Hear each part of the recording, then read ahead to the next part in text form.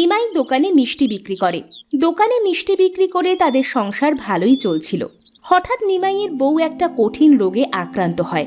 গ্রামের কবিরাজকে দেখায়, কিন্তু তাতে কোনো কাজ হয় না। এই কথা গ্রামের সকলের মুখে মুখে হয়ে যায়।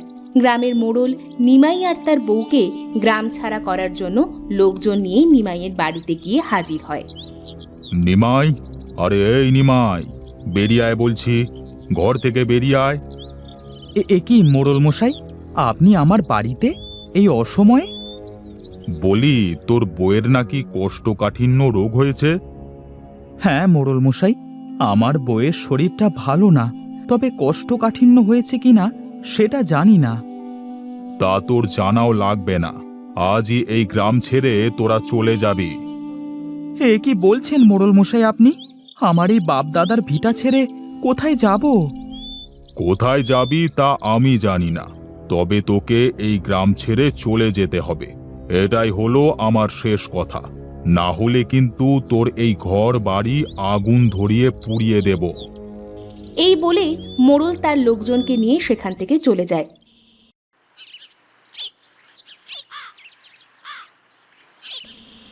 নিমাই ঘরের মধ্যে গিয়ে বউকে বলে, গো চলো, আমাদের এই গ্রাম ছেড়ে চলে যেতে হবে।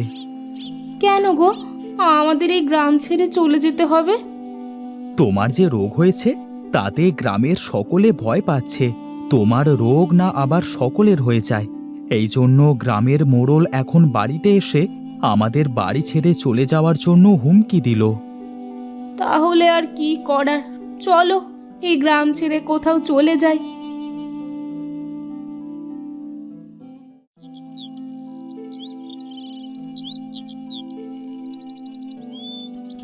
এরপর নিমাই আর শ্যামলী গ্রামের বাড়ি ছেড়ে রাস্তা দিয়ে হাঁটতে শুরু করে। তারা হাঁটতে হাঁটতে এক গ্রাম ছেড়ে অন্য গ্রামে চলে যায়। আর যে পারছি না গো। আচ্ছা, এই গাছের নিচে বসো, একটু জিরিয়ে নি। হ্যাঁ, তাই করো। হাঁটতে হাঁটতে অনেক ক্লান্ত হয়ে গেছি। নিমাই আর শ্যামলী গাছের নিচে বসে বিশ্রাম নিতে থাকে। এমন সময় সেই পথ দিয়ে একটা বুড়ি জল নিয়ে যাচ্ছিল। জল জল জল, আমাকে একটু জল দিবা? আমাকে জল দেবে গো বুড়িমা? এ গো তোমরা, এই গায়ে তো এর আগে কখনো দেখি নাই। আমরা দূর গাঁ থেকে এসেছি, আমার বউয়ের শরীরটা অনেক অসুস্থ। গ্রামের মোড়ল আমাদের গ্রাম থেকে বের করে দিয়েছে। আহারে, কত কষ্ট। এই নাও জল, ওনাকে আগে জল দাও। নিমাই বুড়ির থেকে জলের ঘড়া নিয়ে তার থেকে একটা ছোট বাটি করে জল শ্যামলীকে খাওয়ায়।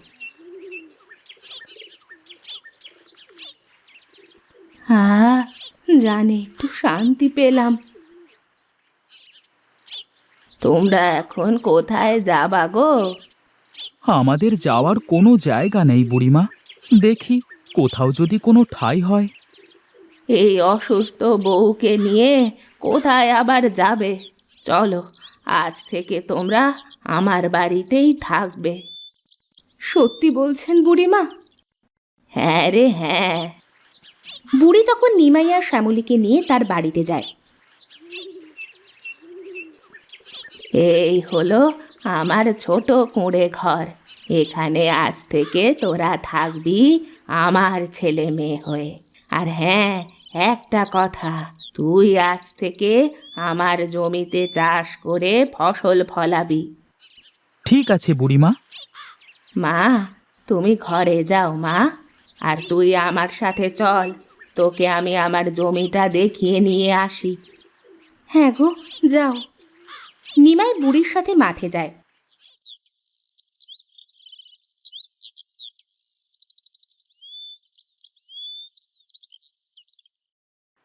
মাঠে গিয়ে বুড়ি বলে, এই যে দেখছিস জমিটা, এই জমিটা হলো আমার। এই জমিতে অনেক ভালো ফসল ফলে, কিন্তু আমি বুড়ি মানুষ, আমি কিভাবে চাষবাস করব বল? তাই জমিটা এইভাবে অপরিষ্কার হয়ে পড়ে আছে। আমি সারা ছোটবেলা থেকে মিষ্টি বিক্রি করলেও একটু আধটু চাষাবাদও করতে পারি। তুমি এই নিয়ে চিন্তা করো না বুড়িমা। ঠিক আছে, চল এখনো বাড়িতে যাই, ওইদিকে তো সন্ধে হয়ে এলো। নিমাই বুড়ির সাথে বুড়ির বাড়িতে চলে যায়।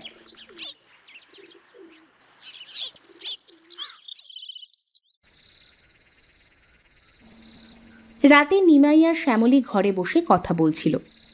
যাক, একটা মাথা গোজার জন্য জায়গা তো পেলাম।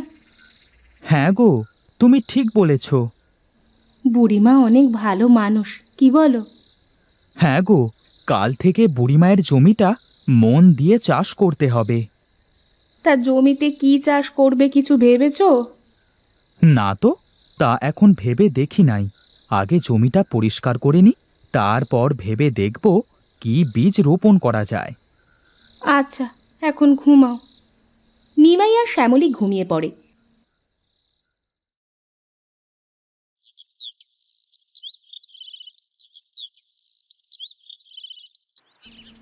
পরের দিন সকালে নিমাই মাঠে যাওয়ার জন্য বের হয়। তখন বুড়ি বলে, নিমাই বাবা, দাঁড়া দাঁড়া, এই নে, এই বীজগুলো জমি পরিষ্কার করার পর রোপণ করিস, অনেক ভালো ফসল হবে দেখবি। কিন্তু বুড়িমা, এটা কেমন বীজ? এর আগে তো কখনো দেখি নাই। দেখবি কোথা থেকে, এ তো নতুন একটা ফসলের বীজ। যা, এখন জমিটা পরিষ্কার করে রোপণ করে দিয়ে আয়, ফসল ফললে দেখবি কিসের বীজ। ঠিক আছে বুড়িমা।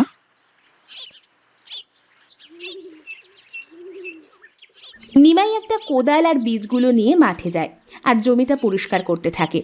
এমন সময় সেখানে একটা বৃদ্ধ লোক আসে। কে গো বাবা, তুমি এই জমিটা পরিষ্কার করছো? আমি নিমাই কাকা, দূর গাঁ থেকে এসেছি।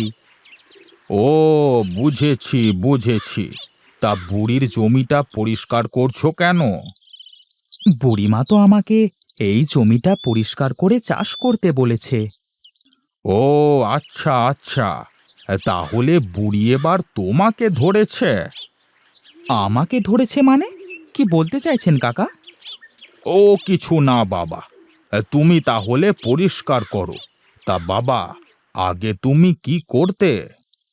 আমি আগে বাজারে মিষ্টি বিক্রি করতাম। বৃদ্ধ কোনো কথা না বলে সেখান থেকে চলে যায়। ভারী অদ্ভুত লোক তো, আসলো আবার চলেও গেল। যাগা, আমার কাজ আমি করি। নিমাই পুরো জমিটা ভালো করে পরিষ্কার করে, তারপর বুড়ির দেওয়া বীজগুলো জমিতে লাগিয়ে দেয়। যাক, জমিতে বীজগুলো লাগানো হলো, এখন জল দিতে হবে। এমন সময় আকাশের দিকে তাকিয়ে দেখে মেঘ জমেছে আর বিদ্যুৎ চমকাচ্ছে। আহা, মেঘ হয়েছে, আমাকে আর কষ্ট করে জল টেনে দিতে হবে না। এখনই মনে হয় বৃষ্টি শুরু হবে। যাই, আমি বাড়িতে যাই। এই বলে নিমাই কোদাল নিয়ে বাড়িতে চলে আসে আর এসে দেখে শ্যামলী ঘরের বারান্দায় রান্না করছে। ওগো, তুমি রান্না করছো? হ্যাঁ গো, দেখো আমি সুস্থ হয়ে গেছি। কি বলো কি, তুমি সুস্থ হয়ে গেছো?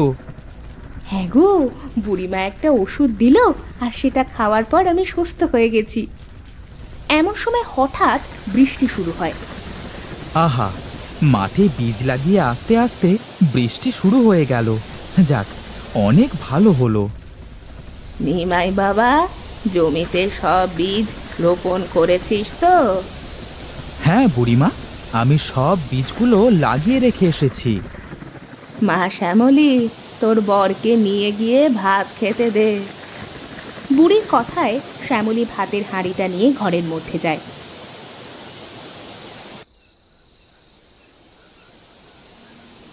আমি না কিছুই বুঝতে পারছি না।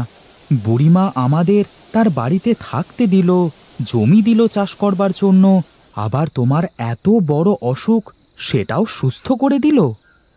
হ্যাঁ গো, এখন নাও ভাতগুলো খেয়ে নাও। নিমাই ভাতগুলো খাইতে শুরু করে। পরের দিন সকালে নিমাই জমিতে গিয়ে দেখে জমিতে অনেক গাছ হয়েছে, কিন্তু প্রতিটা গাছে ফলের বদলে সাদা রঙের নানা রকমের মিষ্ট ধরে আছে। এ কি দেখছি আমি, গাছে মিষ্টি ধরেছে, কিন্তু এটা কি করে সম্ভব? সম্ভব সম্ভব, সবই সম্ভব। কাকা, আপনি আর এই জমিতে মিষ্টি হলো কি করে? তুই যে বুড়ির বাড়িতে আশ্রয় নিয়েছিস, সেই বুড়িটা হলো আসলে একটা জাদুকরী। তবে অনেক ভালো, তোর কোনো ক্ষতি করবে না।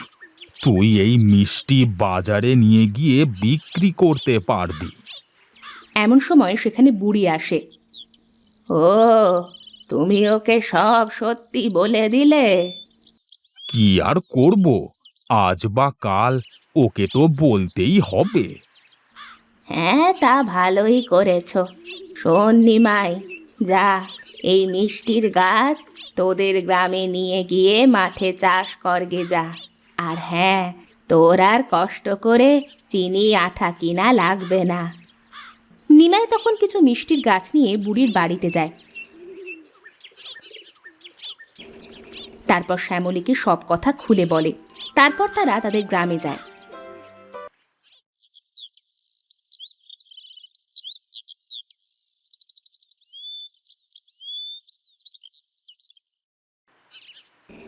কতদিন পর আমাদের নিজ বাড়ি দেখতে পাইলাম বলো? হ্যাঁ গো হ্যাঁ, নিজের বাড়ির শান্তি আলাদা। আচ্ছা বউ, তুমি ঘরে যাও, আমি মাঠে এই গাছগুলো লাগিয়ে আসি।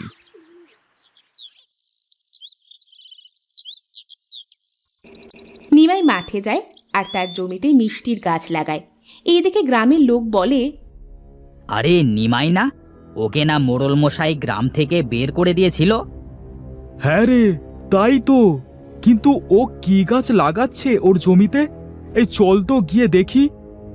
গদাই আর চিত্র নিমাইয়ের কাছে যায় আর দেখে গাছে মিষ্টি ধরে আছে। এ কি, এটা মিষ্টির গাছ নাকি নিমাই দাদা? হ্যাঁ, এটা মিষ্টির গাছ। আজ থেকে আমি মাঠে মিষ্টি চাষ করব। হ্যাঁ, তুই কি পাগল হয়ে গেছিস নাকি? এই চিত্র, মোড়ল মশাইকে খবর দে তো। চিত্র মোড়লকে গিয়ে ডেকে আনে। এ কি করছিস তুই নিমাই? আর তোকে তো আমি গ্রামে ঢুকতে নিষেধ করেছিলাম। ভয় নাই মোড়ল মশাই, এই যে মিষ্টির গাছ দেখছেন, এই মিষ্টি যে যে খাবে তার কঠিন রোগ ভালো হয়ে যাবে। সত্যি বলছিস তুই? তাহলে আমাকে একটা দে তো, আমি খেয়ে দেখি আমার ঠান্ডাটা ঠিক হয় নাকি।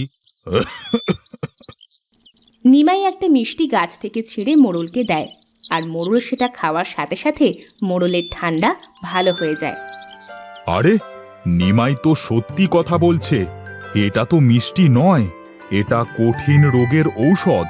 শোন নিমাই, আজ থেকে তুই এই গ্রামে থাকবি আর এই গ্রামের সকলকে তুই সাহায্য করবি, কেমন? এরপর থেকে নিমাই মাঠে মিষ্টি চাষ করে গ্রামের সকল অসহায় মানুষকে সাহায্য করতে শুরু করে। আর গ্রামের মানুষ নিমাইয়ের বউকে দেখে ছিছি করতো না।